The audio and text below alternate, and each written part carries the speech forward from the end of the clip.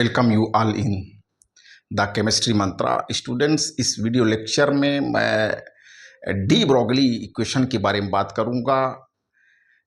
De Broglie ने electron के dual nature के बारे में बताया। तो डुअल नेचर ऑफ लाइट या इलेक्ट्रॉन जो कि एक पार्टिकल है, उसमें तरंग के गुण भी पाए जाते हैं होंगे। तो उसकी जो एनर्जी है और मोमेंटम है, उनके बीच में एक संबंध को उन्होंने स्थापित किया। तो डी ब्रोगली इक्वेशन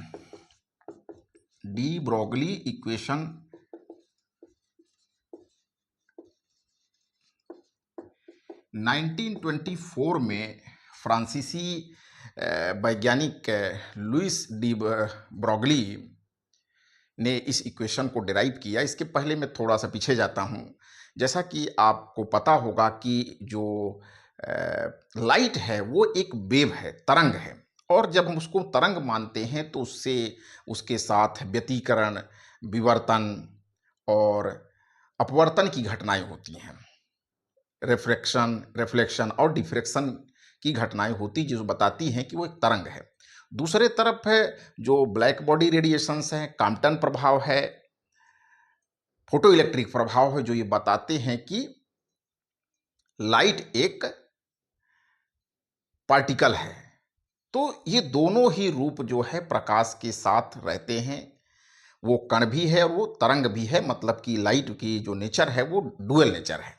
इसी प्रकार लुइस डी ब्रोगली ने 1924 में प्लैंक्स के क्वांटम सिद्धांत का उपयोग करते हुए और आइंस्टीन का जो इक्वेशन है, जो एनर्जी और मास के बीच में रिलेशन बताता है, इन दोनों समीकरणों का यूज करते हुए उन्होंने इलेक्ट्रॉन की तरंग दैर्ध्य और उसके जो मोमेंटम है, जब आप पार्टिकल उसको मानते हैं तो निश्चित तौर पर मास और वेलोसिटी का जो मल्टीप्लिकेशन है, गुणनफल है, उसको आप संवेग कहते हैं। इनके बीच में संबंध को स्थापित किया। तो चलिए शुरू करते हैं डी ब्रोगली इक्वेशन को।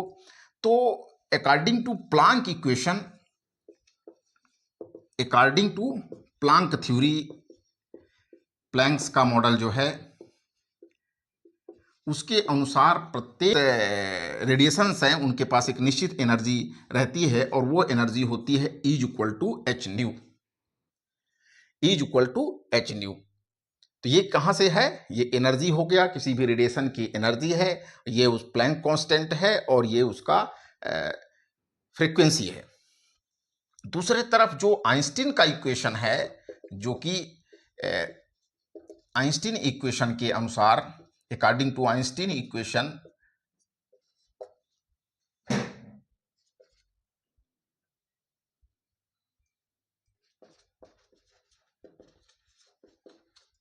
आइंस्टीन इक्वेशन जो है वो एनर्जी और मास के बीच में रिलेशन को स्टेब्लिश करता है। Energy can be converted into mass and mass can be converted into energy, ये इक्वेशन बता रहा है। ये इक्वेशन 2 है। ये दोनों ही एनर्जी को प्रदर्शित करते हैं। तो जब इक्वल है तो दूसरे साइड भी इक्वल होंगे। तो एच न्यू इक्वल टू आप इसको लिख सकते हैं mc²। ये इक्वेशन नंबर 1 एंड 2 से, इक्वेशन नंबर 1 एंड 2, इक्वेशन 1 और 2 से। और आपको पता है कि न्यू इक्वल टू क्या है? c/λ। आप सिंस, जबकि न्यू इक्वल टू क्या होता है? c/λ। तो आप इसको न्यू की जगह क्या लिख सकते हैं? hc/λ इक्वल टू हो गया mc²। अब ये c बोथ साइड्स है तो ये कट गया, तो ये हो गया h/λ इक्वल टू हो गया mc। और इसको आप अरेंज करके लिख सकते हैं, और λ इक्वल टू h/mc। मास और ये c क्या है यहां पे? वेलोसिटी ऑफ रेडिएशन, विकिरण का, या इलेक्ट्रॉन जब तीव्रगामी होता है तो उसका जो वेग है, इलेक्ट्रॉन जब प्रकाश के वेग से गति करता है तो उसके वेग को हम लोग c से दर्शाएंगे। तो λ इक्वल टू क्या हो गया? h/mc। तो मास और वेलोसिटी का जो रिलेशन है उसको बोलते हैं मोमेंटम। तो λ equal to h/p। λ equal to क्या हो गया? h/p। λ यहां पर क्या है? वेवलेंथ है। एच क्या है यहाँ पे? प्लैंक्स कांस्टेंट है, प्लैंक्स कांस्टेंट है, और जो पी है वो मोमेंटम है, संवेग है। यदि m द्रव्यमान का कोई कण है, if mass of particle m हो, मास ऑफ पार्टिकल क्या हो?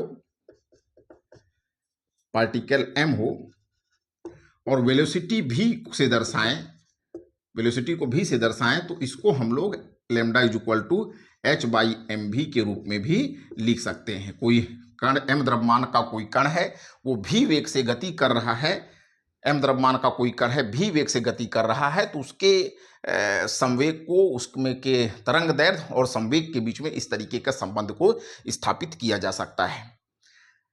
तो डी ब्रोगली इक्वेशन के माध्यम से ये है किसी कण का या तरंग दैर्ध्य, और ये क्या हुआ? उसका संवेग। तो कण के संवेग और तरंग दैर्ध्य के बीच में संबंध को स्थापित करता है डी ब्रोगली इक्वेशन। तो कोई भी जो मूविंग पार्टिकल्स हैं, इसका मतलब कि every moving particle has A dual nature. कोई भी जब कण गति करता है तो निश्चित तौर पे उसका क्या होगा?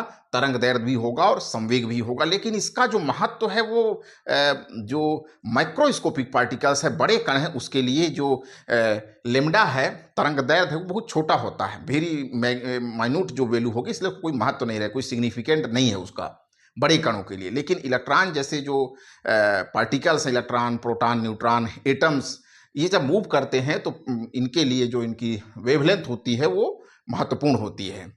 तो this is de Broglie equation. Lecture में हम लोग कुछ और इक्वेशंस पे बात करेंगे।